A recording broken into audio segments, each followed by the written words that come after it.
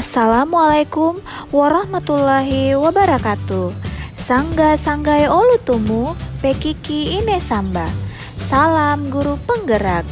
Hai ibu bapak guru hebat, saya Musawira Lestari SPD MPD, calon guru penggerak Angkatan 8 Kabupaten Kolaka.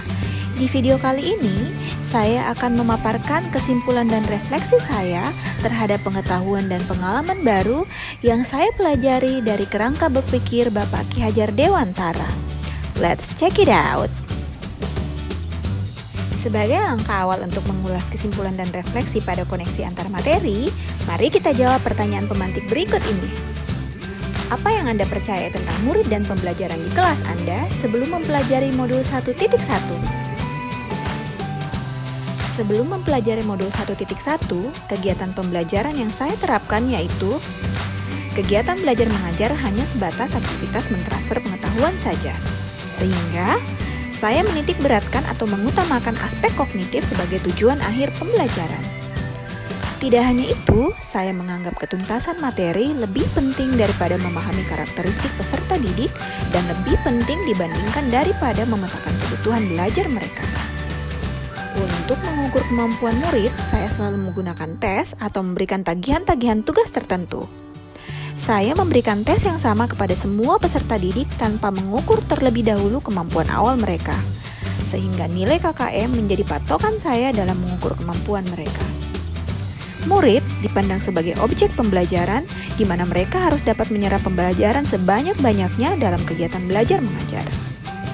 Lalu, saya pula kadangkala masih menerapkan teknik perintah dan sanksi dalam proses pembelajaran, di mana murid akan menerima sanksi dari saya sebagai pendidik apabila murid tidak menyelesaikan rangkaian tugas yang saya berikan.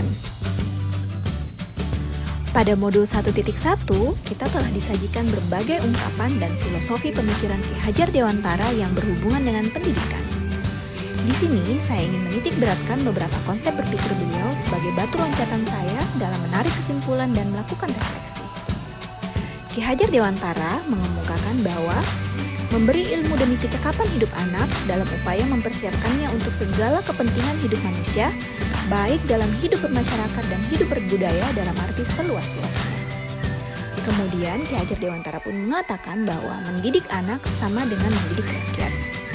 Selanjutnya, beliau mengatakan kehidupan kita saat ini adalah buah dari pendidikan yang kita terima saat masih kanak-kanak.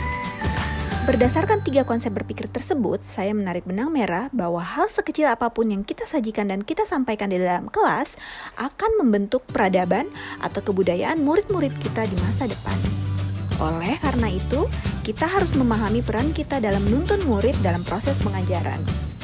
Salah satu langkah awal yang dapat kita terapkan adalah memasukkan nilai-nilai luhur dalam konteks sosiokultural yang dekat dengan kehidupan peserta didik dan lingkungan di mana dia berada.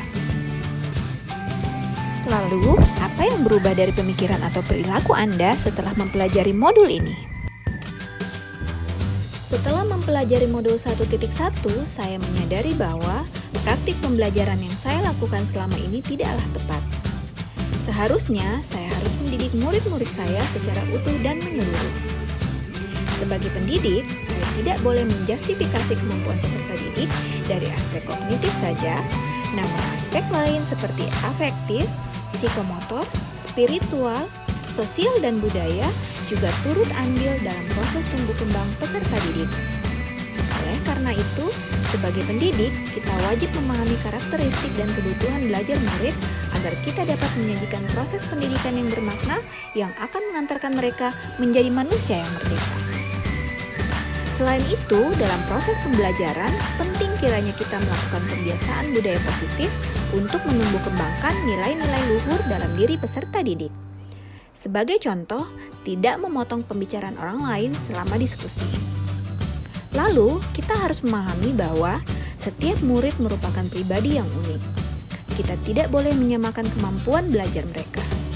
Oleh karena itu, kita wajib memetakan kemampuan peserta didik sebelum memulai pembelajaran agar dapat menetapkan tujuan pembelajaran yang tepat sesuai dengan kemampuan mereka. Murid bukan merupakan objek pembelajaran, melainkan subjek utama pembelajaran. Biarkan mereka berkreasi, berkolaborasi, berinovasi dalam proses belajar mengajar sehingga dapat menumbuh kembangkan kemampuan berpikir kritis mereka.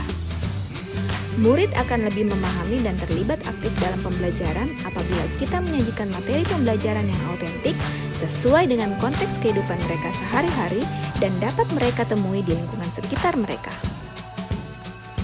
Apa yang dapat segera Anda terapkan lebih baik agar kelas Anda mencerminkan pemikiran Ki Hajar Dewantara?